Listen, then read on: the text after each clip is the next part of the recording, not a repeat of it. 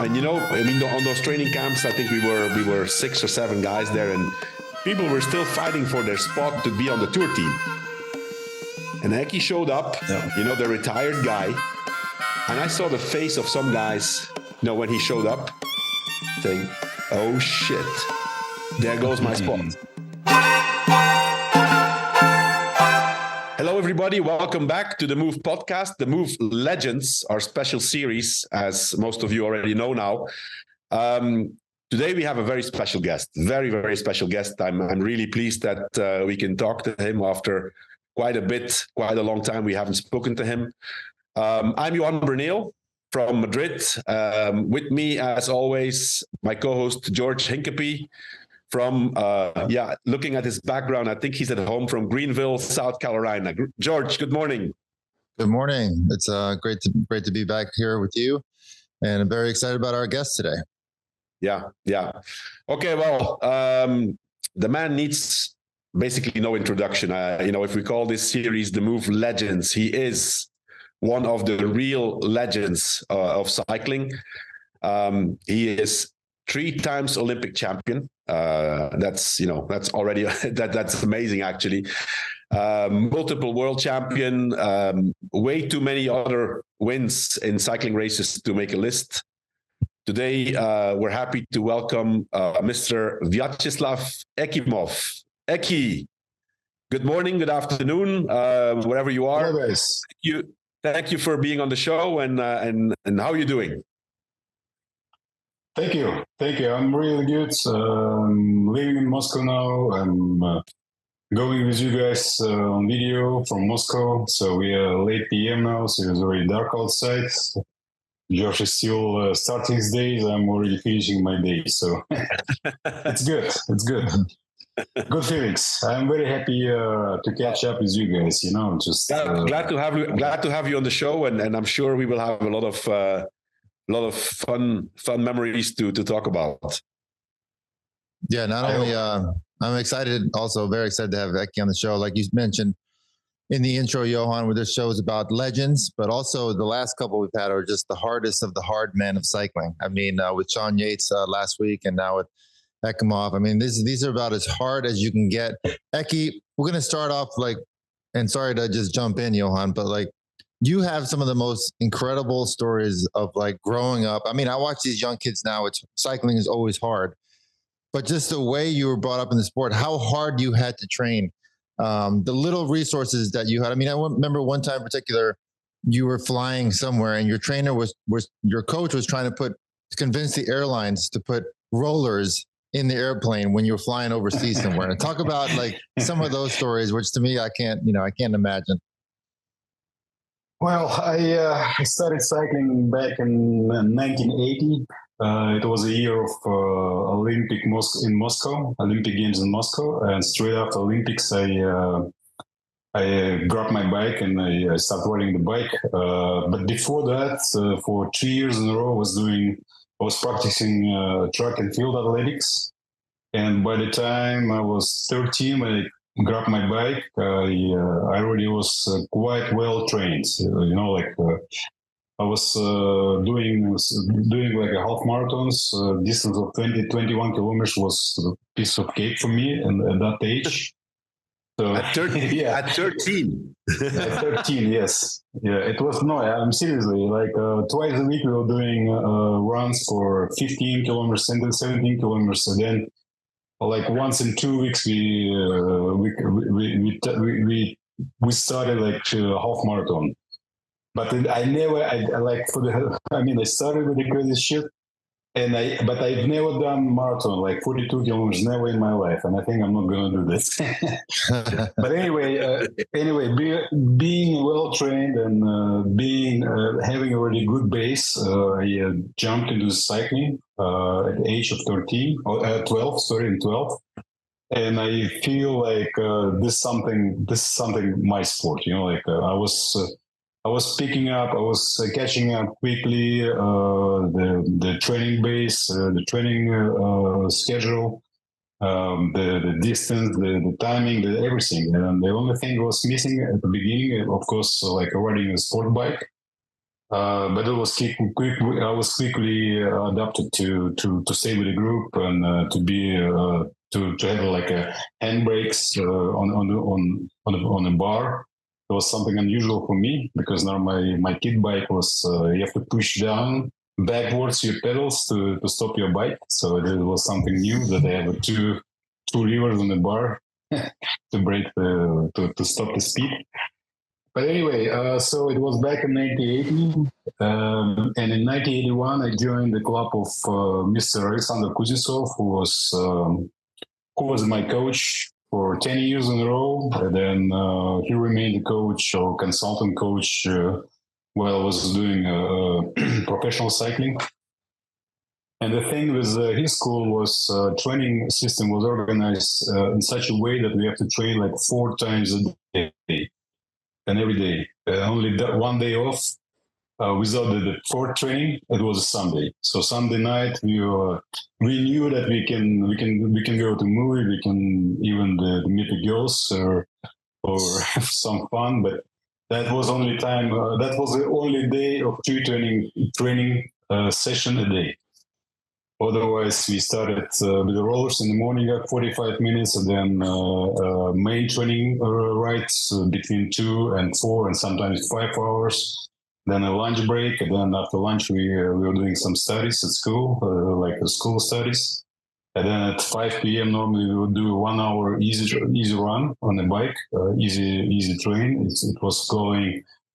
A place of to have a massage, something, and then we have a dinner time, and after dinner time we swim like 1,500 meters in the swimming pool. So that was my fail time in cycling. Wow! And I did that system. I mean, I practiced this system for 10 years in a row, and I thought there's nothing harder than that. But then I stepped into professional cycling in '90. Of course, it was a completely different story.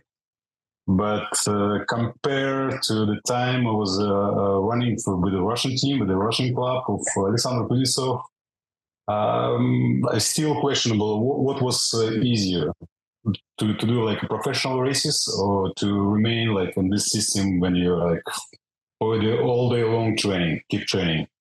But you kept that system going, Eki. Like when you first turned pro, I remember you would still do the rollers in the morning before a race or before training rides, which was completely different than anybody else until you got Americanized and joined our team. You stopped doing all that shit. But I remember on Panasonic and that you kept doing it, correct?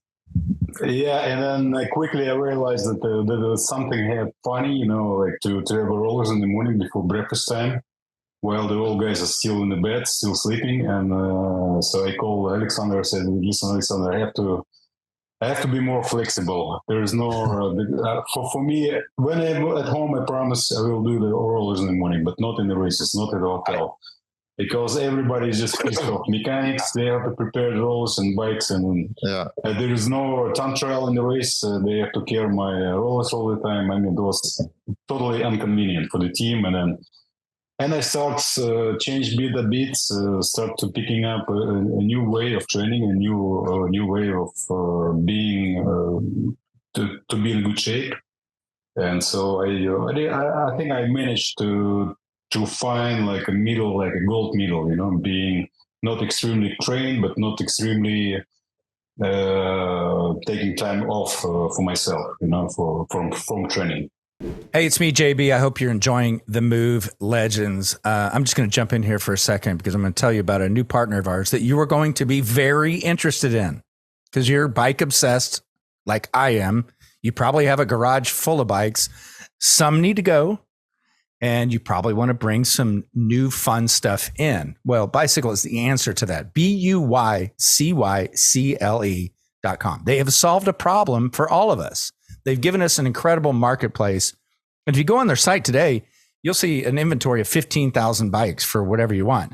They've solved this problem of giving us a good place where bikes have been collected, vetted, inspected, some even certified, and you can save hundreds, if not thousands of dollars getting the bike you always wanted, selling the bike you're no longer using as much as you used to, or maybe it's just, time to move on to something else and you could sell it online and swap it out. When you do sell, this is super cool. They'll send you the box, the packaging, hold your hand through the whole process. And when you buy, it's so easy to go on and pick the style of bike you want, the brand. If you want to go that far, you can pick with the drivetrain. Do you want electronic? Do you want mechanical? Do you want disc brakes? Do you want rim brakes? All of these options are in there. And so in the bike size. So once you go through there and you're like, check, boom, a whole page, if not more, of inventory that fits you perfectly on the bike you always wanted will pop up. So whether you're buying or selling, this is where things are heading, folks. It's great. And the amount of inventory from all over the world will blow your mind. It's super, super cool. For a limited time, you can save up to $100 on your purchase by entering the code THEMOVE, all caps, one word. THEMOVE, all caps, one word. At checkout, it'll save you $100. Follow them on Instagram, buycycle.com, B-U-Y cycle, C-Y-C-L-E _com. Give them a follow on Instagram. And go check out their site today. You'll be addicted to it. It'll be your new guilty pleasure just to hang out on that site and look for your dream bike and sell yours if that's what you want to do, or do both. All right. Check it out. Buycycle.com. BUYCYCLE.com. You'll thank me later. I remember, George, you were not a pro yet, but when Eki turned pro, I was in the middle of my professional career, and I do remember those 99, some of those first races where, I particularly one particular race I don't remember, but it was in the beginning of the season. We were probably like in a Novotel or in a Campanile or probably a Novotel, and what Eki just described, I've lived it, because I've heard I was waken up by the rollers of Ekimov above somewhere, and I remember me and my team, and they said, "This fucking Ekimov, he's on his rollers again." Oh man!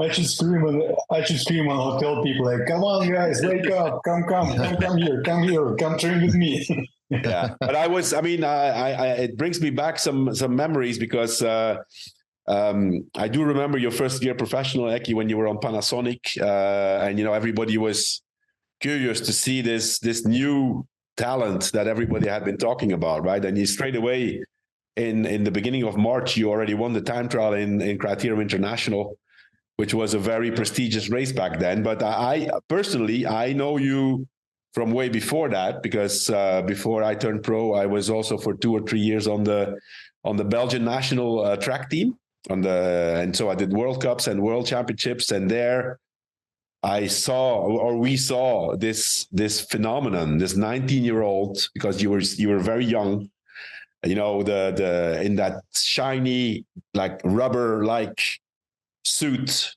Adidas, yes. which was, for everybody was like, wow, there was a lot, like a mystique around you and your Team Pursuit team. You had these, brown wooden disc wheels, or wood, they looked like wood. Then you had these special, these guys didn't have pedals, George. They had their shoes bolted on the cranks.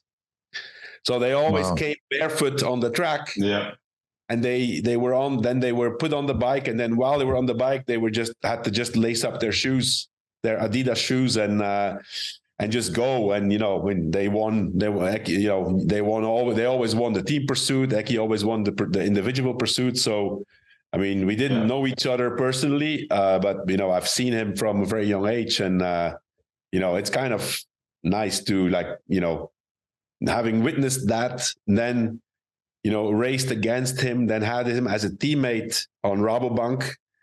Then you went to Postal, then I became your director, and then we became colleagues as directors, and now we're sitting here so many years later. So it's a very, very nice story, and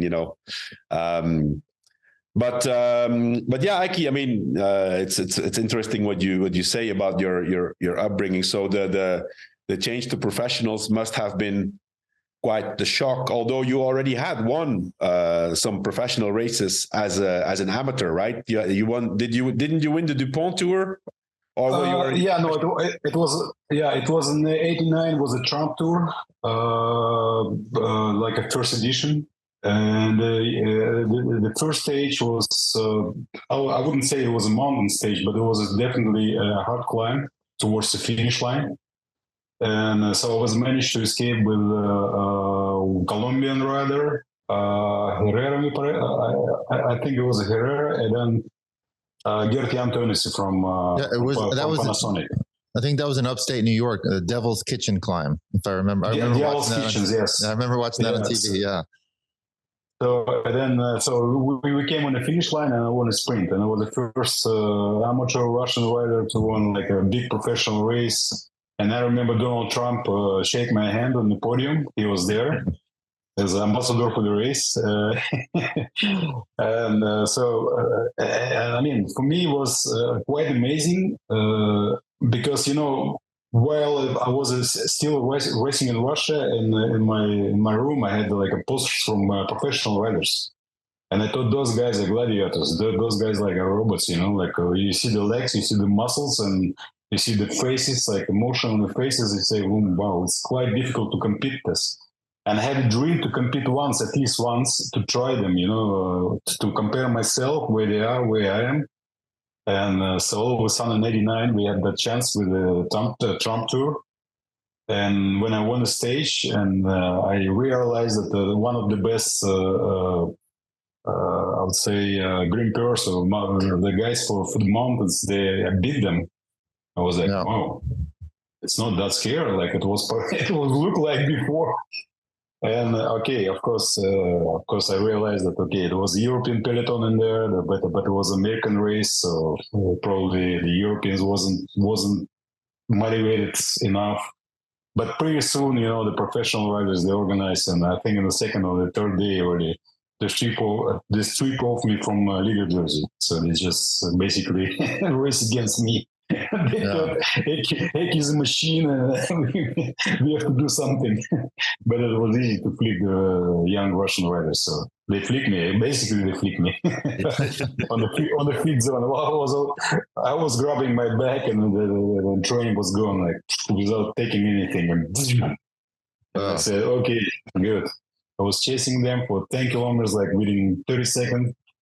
But then when the race one was going to the climb, they stopped the climb, and I blew up. But okay, it was a good impression of the first race. So is that how your conversations with Panasonic started, from that race, or that was later on in the year? No. It was a year before. Before. The next year, I joined the Panasonic team, and but we haven't raced that with the Panasonic team. I never. I went there. But in '91, not in 1991. We went, and it was already Tour du Pont. A new race, new name, same race but a new name. Yeah. So that's how we started. You know, there in '90, and I remember that day. It was very beginning of January. I think it was the 3rd of January, just straight after New Party. So the team sent me tickets for the plane, and Mr. Alexander Kuzisov see me off to the airport, and he wished me good luck. and said, okay, keep on touch. And I was a young guy, like 24, sitting in the plane, $100 in the pocket, 2 words in English, and I was going where? Maybe nowhere. But I was quite optimistic. To this, star-packed team, Panasonic, Peter Post, who was, a legend and somebody which was like, really well-respected guy. And I imagine it must have been quite the experience to arrive in a team full of stars, which was, it was basically what Visma Lease a Bike is today. It was Panasonic back then, right? I mean, they were the dominating team. So, do you have any special stories to share from your first encounter with the team, and how were you received by these guys? I guess was Teunissen there, and Breukink and Blankaart and Van der Aarden, and right? My very first story was connecting to that flight to Amsterdam, because I had all Soviet Union uniform as athlete. I didn't have anything like Adidas or something else. And I remember going back from US in Amsterdam. I bought like a very nice polo. It was a Reebok in Amsterdam, something like this, on my chairs. And I said, okay, this is the best I can put on me. You know, it was like a really cool looking hoodie. So, and I stepped off the plane, and Peter Post was straight on the gate waiting for me with the thousands of journalists, and the cameras and flashes was on me. And I came up with Reebok in Amsterdam, you know, like. So what Peter did, he took off his jacket and put on me his jacket to not show the Reebok. Oh wow! Oh, Peter, what's going on? He said, no, you may not show this commercial name. So then I realized what's really to be professional. You have to follow the rules. You have to respect your sponsors, etc., etc. For me, it was something like, you know, very obstructive. So it's like, okay, good, whatever. Reebok is Reebok. It's cool looking, good. This is not CCP, you know. So how was it with the language barrier? That first season. What was the communication like with the team? It was quite difficult because the Peter told me, like, okay, normally the Dutch team, they almost never practice in English, so because there's either Belgium guys or Dutch guys in the team, so, and you have to quickly learn Dutch. I said, Peter, wait a second, I barely can speak English, you know. You're asking me to learn Dutch. maybe a little bit later on, but not now. And then I realized, after a couple of meetings, team meetings, the team was just going, and especially when it was only Belgium and Dutch for the race, they only was speaking in Dutch. Only. On the meeting, it was only in Dutch.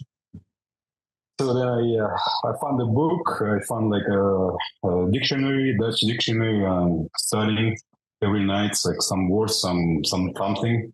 And then I was writing in some words that I would need today to explain something.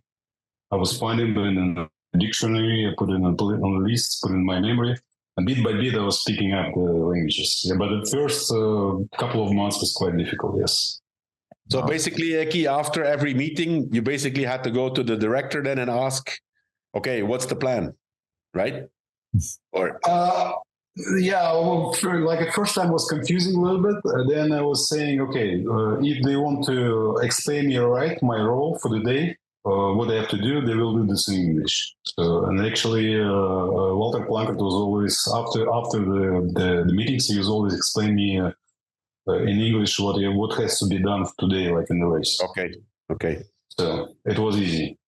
Yeah, because back then there was no radios, so basically it was the meeting, and then during the race, one of the more experienced riders probably who gave the instructions during the race about what's supposed to happen. Yeah, no, with Panasonic we had a rule that whoever at the back of the peloton, and if you hear the horn of your team vehicle, you should go there. You can't wait. You should go and take either instructions or food, or drinks, and bring it to the people. And then so I realized that okay, that's probably not. It's probably not my role. So I was always staying at the front of the peloton. I do remember, George. This is something that really impressed me about Eki. You know, at the beginning when he was a professional, but basically always, you know. Eki was a rider, you know, whether they were going fast or slow, he was always on the first line. He was always riding in front.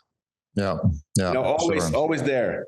So that's probably from your Panasonic days, because you never wanted to go back to the car. It started from that, but then I realized, you know, be controlling the race, like ahead of the race, is much easier than being in the back. Yeah. Okay. If you have your teammates, like we are doing a lot of work for the Lance back in the days, so he probably feels comfortable at the back of the peloton, knowing that the team will bring you up in any time.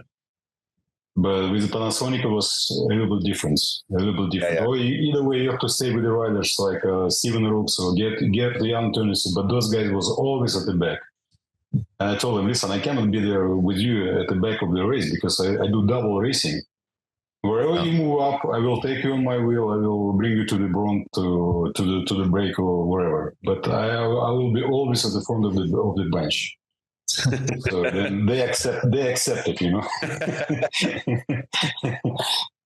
Yeah, it was interesting how like even your style, you never really had, like Johan mentioned, you were always at the front of the peloton, but in those races in Flanders and in northern France, it's all about positioning, and it's always very difficult to stay up there. But you were always very good at that. I remember when we were teammates, like we would always just find each other in the front row, like not even necessarily be together, but when we were into the sections, you knew where I would be and I knew where you would be. Like for instance, in 2004, when we had to lead out Lance for the couple of Roubaix sections.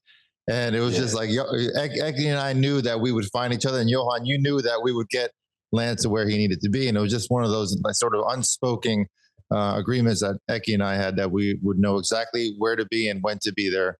So it was just awesome to watch you. And how did you get that skill? I mean, growing up racing on the track, I mean, people ask me the same question all the time. Like growing up in New York, how did I get that skill? For me, it was about growing up in New York and riding with joggers and taxi cars and traffic everywhere. I feel like it really helped raise my awareness in the peloton. Like I was never scared about different obstacles or stress or small roads.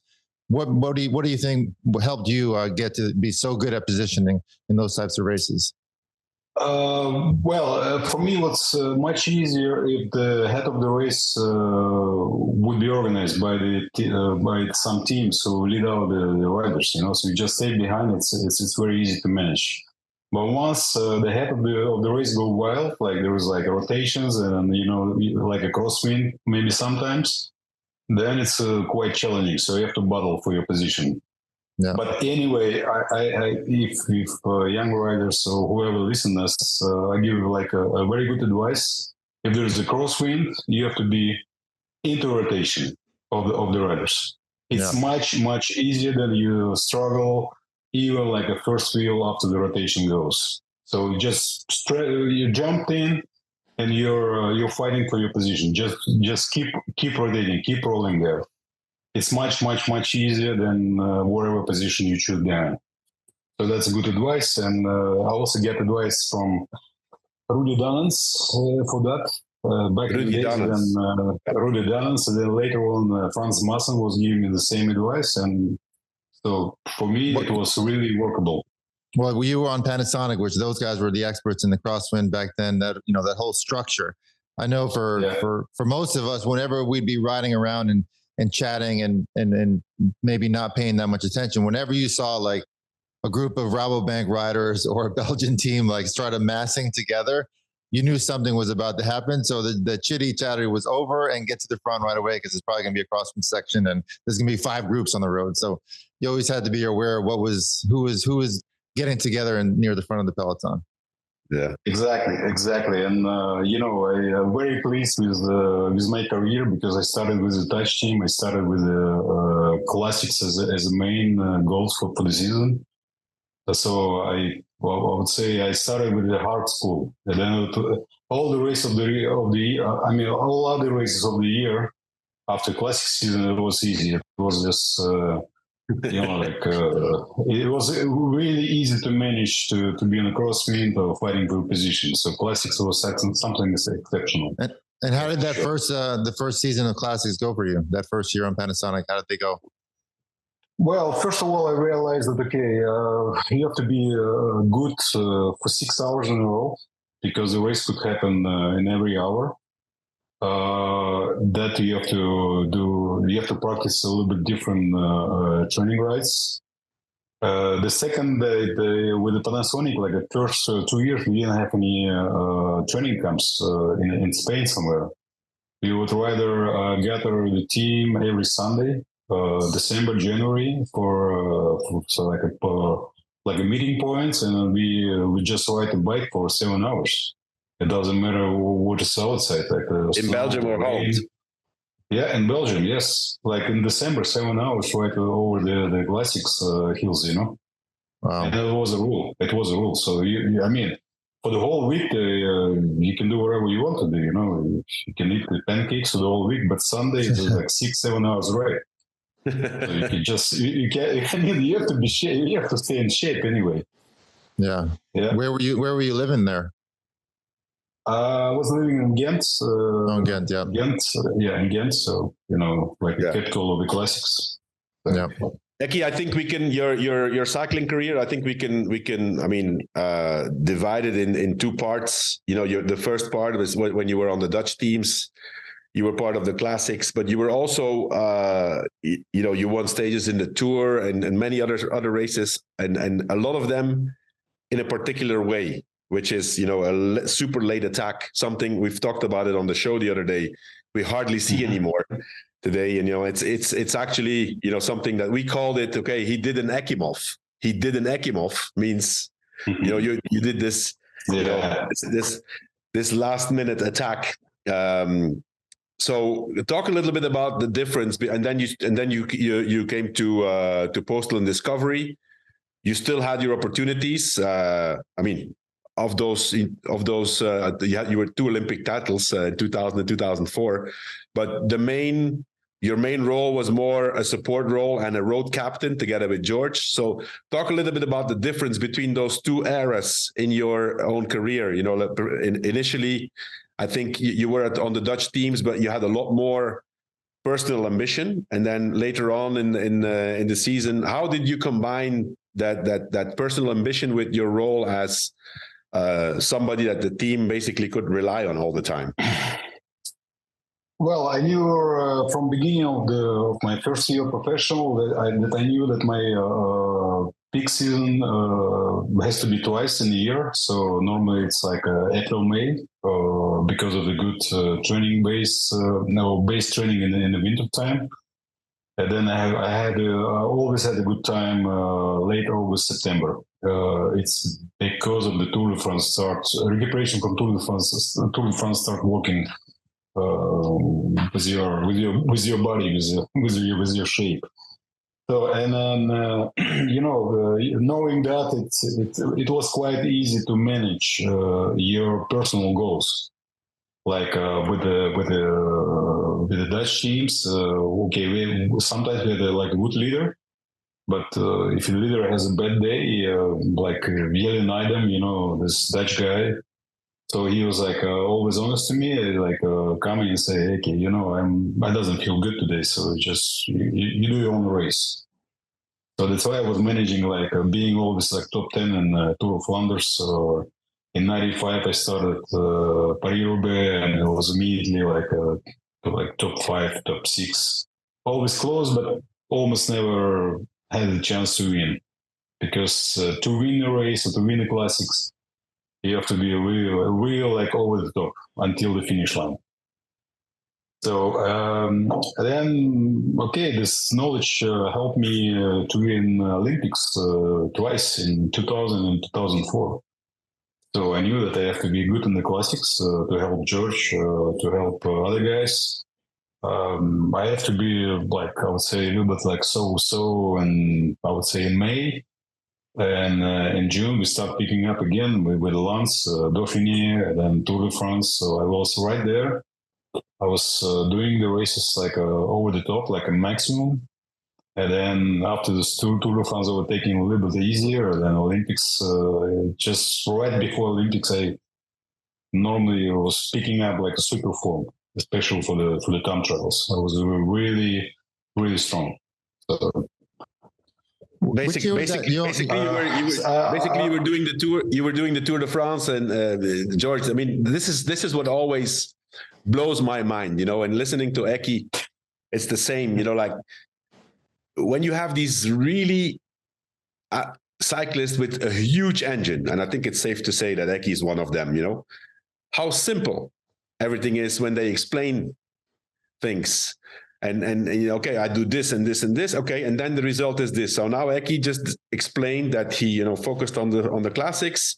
Then he did the tour, did his job, and he knew that training was gonna pay off in the Olympic Games. So it's just I mean, having been a cyclist with, limited possibilities, it just blows my mind how simple you guys think.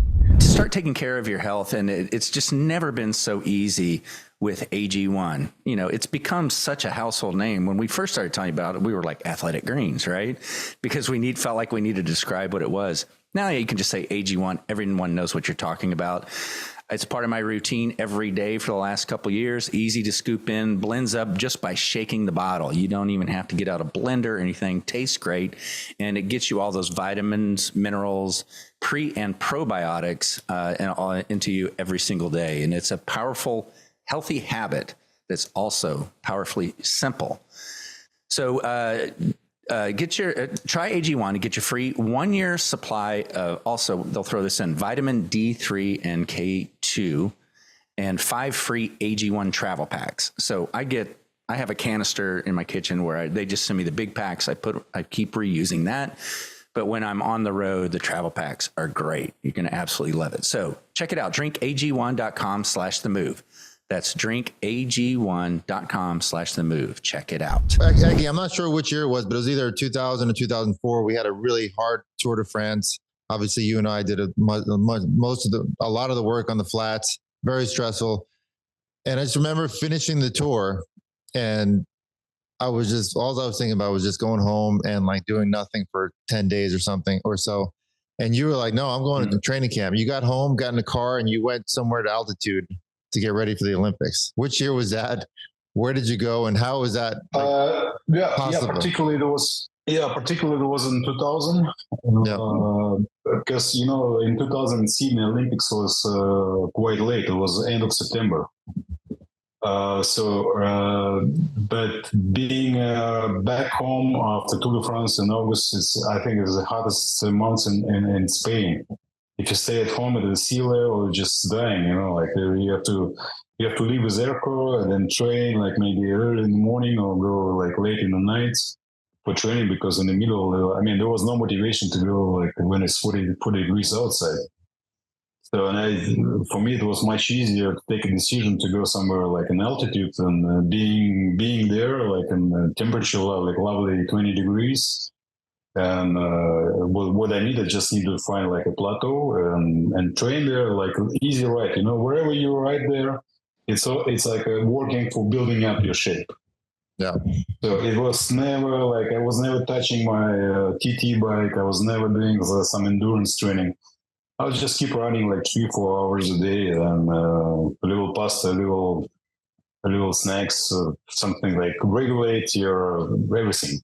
And then it's easy. You stay at a hotel, like you cut off your phone, you're just focusing on something, you're watching a movie, so you like create your own world for your recovery. And that's really helps me, and as a payoff, till like 2 gold medals in that maneuver. So three gold medals. What is that? I remember you said there's some rumor at some point, like if you won 3 gold medals, you never had to pay taxes again or something like that. Was there any sort of incentives for you to get 3 gold medals, or that was all rumors?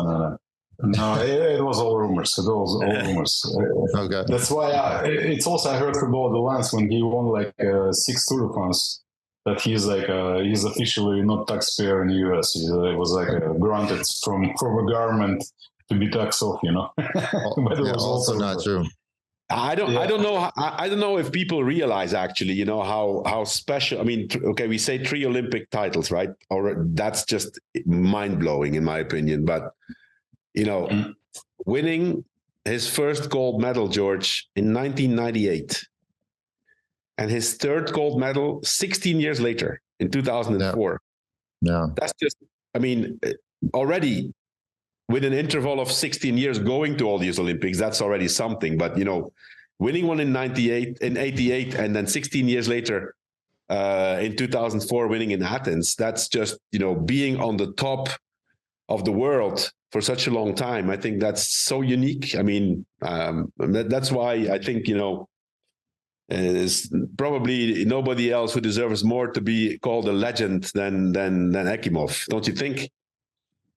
Absolutely. Not only that, his run in the Olympic Games and the time span that it took, but his upbringing. I mean, he essentially was a professional athlete since he was 14 years old. I mean, the amount of training that you put in and the foundation that you built, most people can never get past those early years. They'll just quit cycling forever. But the very rare few like you, Ekimov, was not only made it through, but ended up having an incredible career. It's pretty awesome to watch and be part of it. Yeah, guys, when you see all my numbers, I mean, just you probably no one would understand it easy how this could happen. From the very first day of my being a bike rider, from very first day until I step off the bikes in 2006 in August, I write it down every day what was done as a training ride, what was done in the race, like kilometers, hours, every speed that was available. And at the beginning was a heart rate, end of the career was like the power meter graphics or numbers. And so a couple of years ago, I calculate all my kilometers in 26 years of riding a bike professionally. I would say professionally, because real professional was 17 years, but 10 years of school of Mr. Kuznetsov, it was like also professional performance. So, and I did a little bit less than 1 million kilometers in my career. Wow.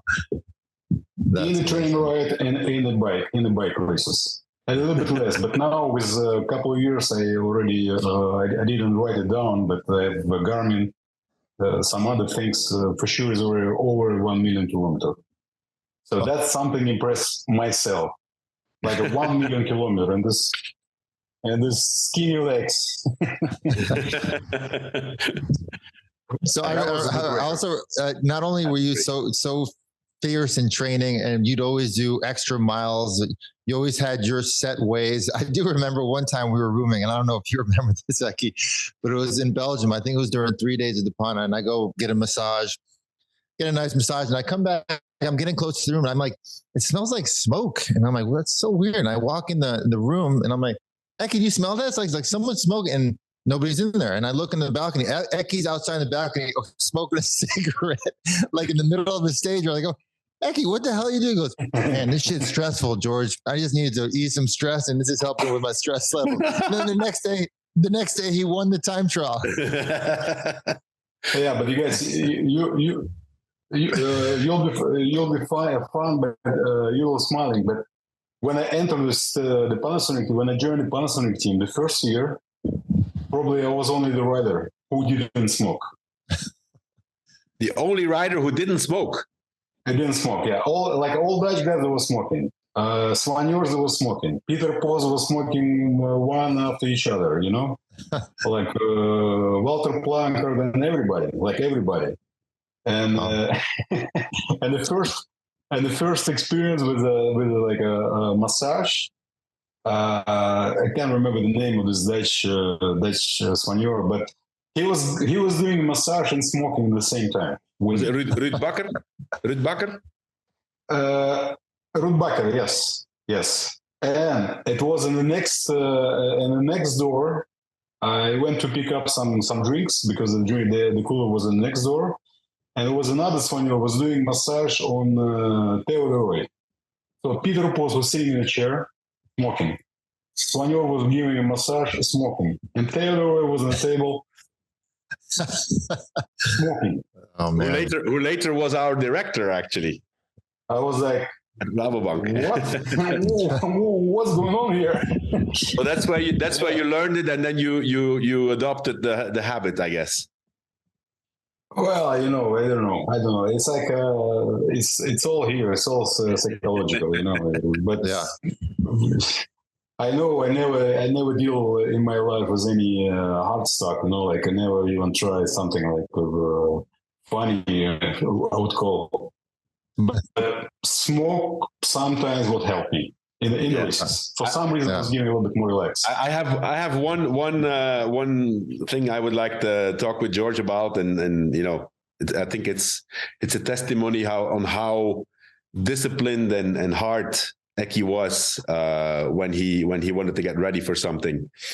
Eki, you briefly retired, right, in 2001 for a few months, right? And then I remember we were at the training camp, and the team training camp, and I spoke to you on the phone, and you said, yeah, I'm training and I'm going to race with a Russian team. And I said, Eki, I thought you were retired. Yeah, but I thought about it and I still feel good. And so then basically Eki and I made a plan on the phone that, he would train, and he would come to one of the pre-Tour de France training camps.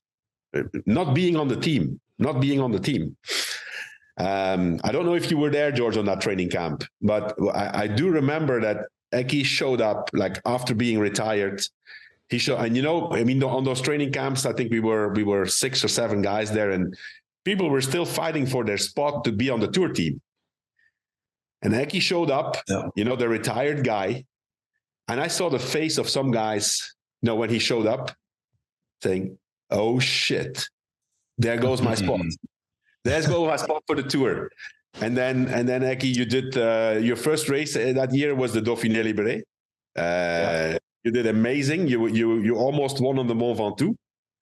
You were caught in the last few kilometers, and then you did the tour with having done one race, and you were amazing. So I think that speaks volumes on how disciplined Eki was, retired, changed his mind, wanted to race again, and that he just needed one race, and had his guaranteed spot on the Tour de France team. And we all know how difficult it was back then to be on the Tour de France team, George.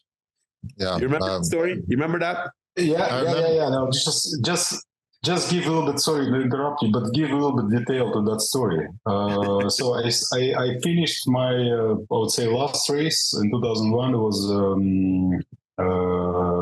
French race, French classics. Paris Tour? No. It wasn't how to call this. After in August. Plouay, maybe? Plouay? Yes, Plouay. I finished the race, Plouay. I didn't finish, so I stopped the race.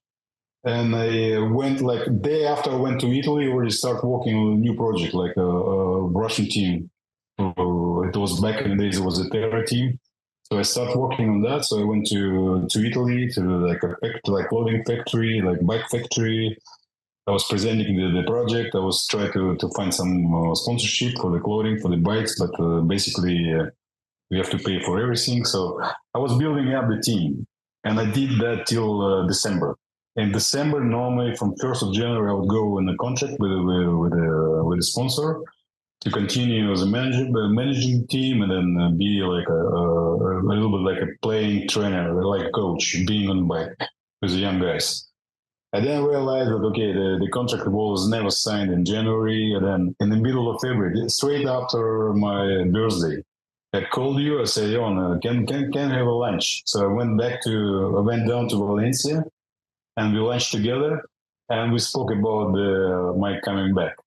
Yeah. I said, Eki, why you need this? Is it there's the season already started, the team is completed, and I said, listen, just give me a little bit of chance, because I don't want to do this team anymore, because you're sleeping day and night with this team, and basically there's no even chance to go on the team vehicle driving as a sport director, because you have to be in an office, you have to do some phone calls and etc. So I said, that's something I can do later, but I still feel motivated and still have a good feelings being bike rider.